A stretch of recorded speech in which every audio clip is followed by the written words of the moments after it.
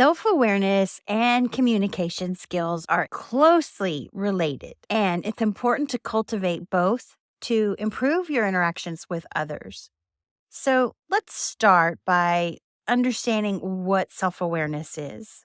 It is the ability to recognize your thoughts, emotions, and behaviors, as well as how they impact both yourself and others. And that's what we're going to talk about today.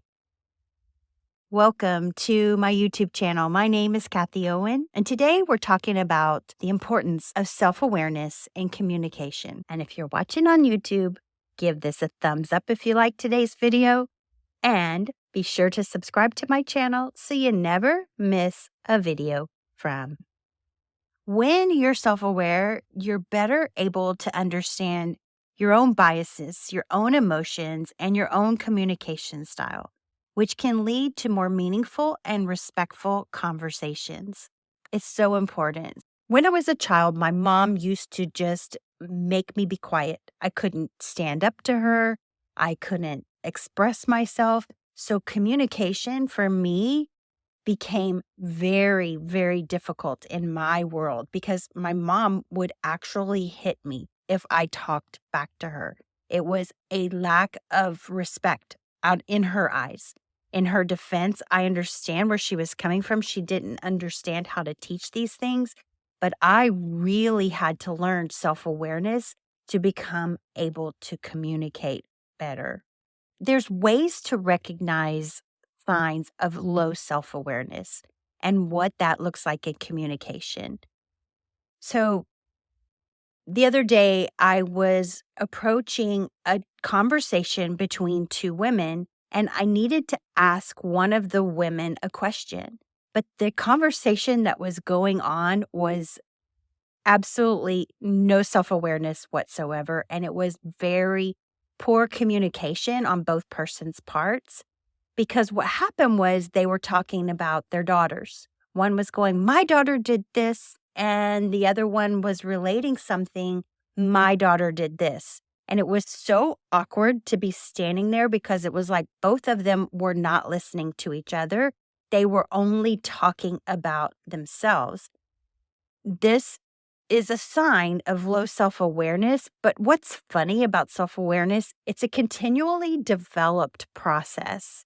And it's just something that we're always working on. For example, you're never totally self-aware unless you're like a Zen master or something like that. So it comes and goes out, but it's funny when you understand what self-awareness is, you become more aware and able to understand what's going on in conversations and where is lacked and where it needs to improve.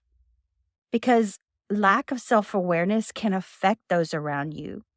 You know, in my example, it made me feel excluded.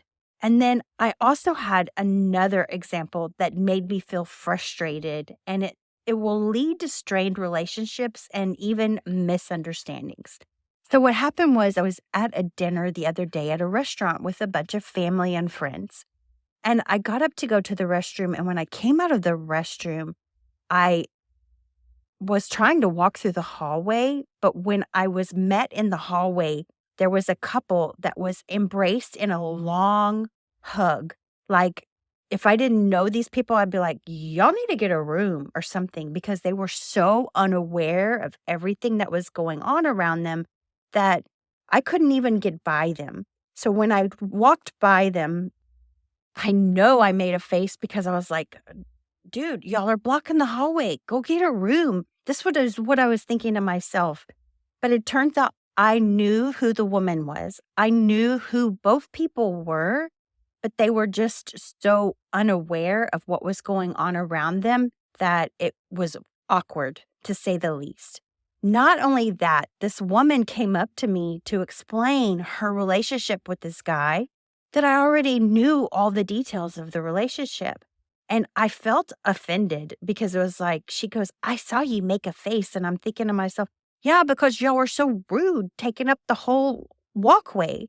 And she explained to me her whole relationship with this guy, that he was just a friend and da da da da da.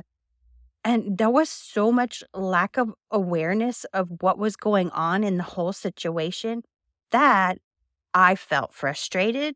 I felt excluded. And then there was a complete misunderstanding going on. So you see what happens when you're not aware of what's going on around you and what's happening. I talk about this a lot in the gym. This happens so much in the gym. People get so zoned in on their workouts that they don't pay attention to what's going on around them. And it's almost like they become preoccupied with their own self that they don't pay attention to. They're taking up equipment or they're taking up space in the gym. And it's just, I've been in the gym for so long that this is something I study and I analyze, but it has to do with self awareness.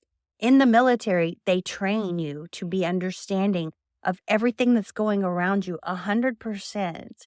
You understand what's going on behind you, what's going on in front of you, because you always have to be ready for situations. And I talk about this a lot.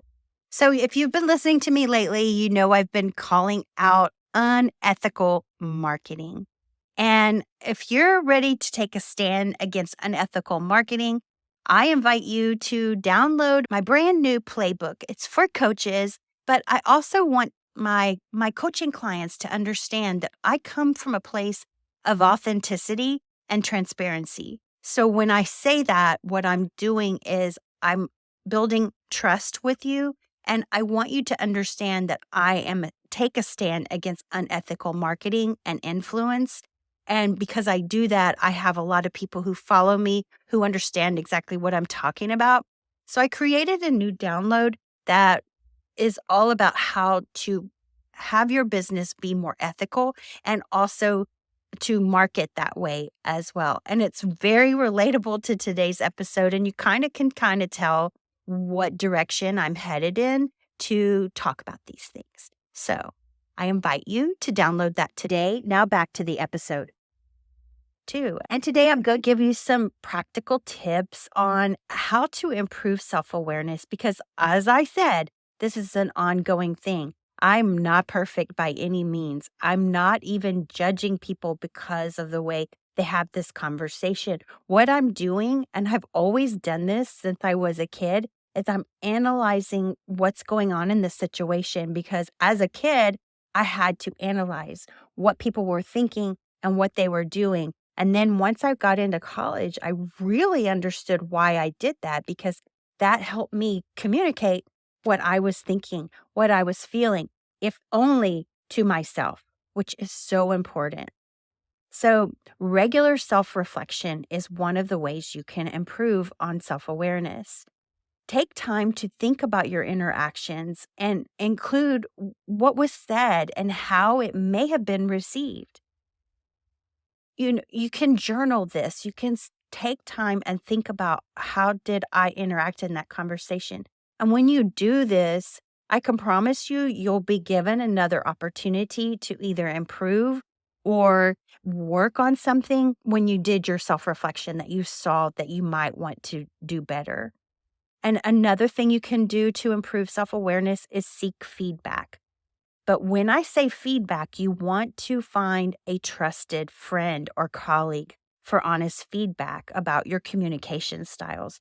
Because as a person who was married to a narcissist, I can understand that when you start to seek feedback, especially from somebody who's not trusted, even if it's your spouse, what can happen is they can gaslight you. They can find out where your weak parts are, just like my mom would do. She would find where my weak spots were and she would gaslight me. And it helped to have a trusted friend or colleague to help me with this. And by that, I spent many years in therapy that helped me understand my communication styles and understand where I was talking, especially to myself, in a way that wasn't helpful. And then there's mindfulness and emotional intelligence. And emotional intelligence, I've been really studying lately because that is helpful when you understand your emotional intelligence. You understand your emotions because emotions are just energy in motion. You don't want to stuff them like my mom would try to get me to do, is stuff my emotion.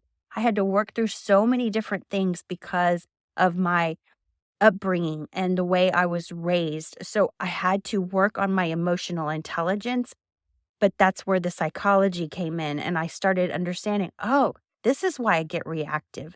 This is why I do this. This is why I can understand why that girl was so defensive. If you understood the technicalities of our relationships and everything, she was so worried about what I thought about her and her relationship with this guy who was just a friend. But there was more to it. Like perhaps maybe she had a husband that she was worried about. I was going to judge her on that. So that's just comes from having the emotional intelligence to understand, oh, okay, I see where she's coming from. But at the same time, work on my communication as well. So maybe I don't make that face as I'm walking by so it doesn't offend her, if that makes any sense. But that's where you want to come from. And my next point, I'm always working on this, is be kind to yourself, because self awareness is a journey and definitely not something that happens overnight.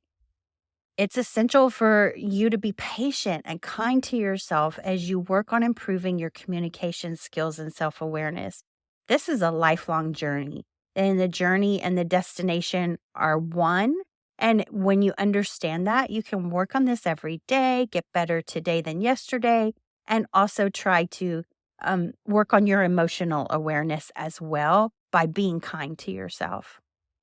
And encourage open communication in your life in general.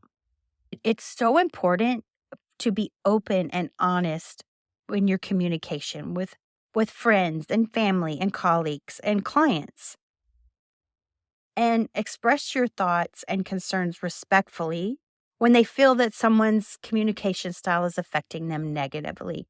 What do I mean by that? I mean, I didn't say anything when I jumped in on that conversation where they were going, my daughter did this. And instead of listening and coming back with something, that woman could have said, well, that's cool. And this is really neat and interesting, instead of jumping in and talking about, oh, this is what happened to me. It's being kind to yourself and others, and don't come out and just go, "Oh my goodness, what are you doing? Why are you hugging that guy? That y'all need to get a room." That's not even effective communication, and it's also going to affect them negatively. So, I shared these stories of how improving my own self-awareness positively impacted my communication and my relationships, and it's my hope that I inspire you to take action and do the same. Because there's a thing I believe in as a ripple effect.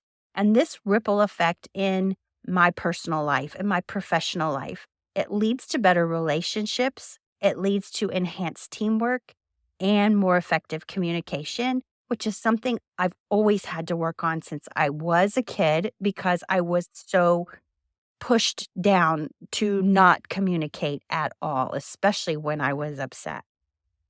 So, the key takeaways you could take from today is just be kind to yourself.